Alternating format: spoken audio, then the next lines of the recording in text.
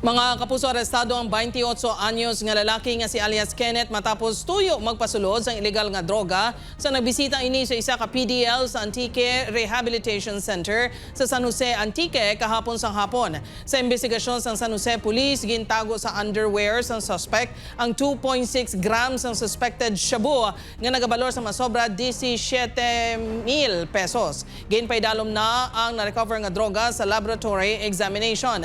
Antes ang dakop sa iya, gina-monitor na ang kapulisan ng suspect.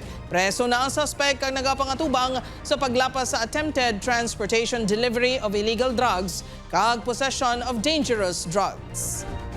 Nag-attack ang mga guard sa normal routine nila to freeze and body check.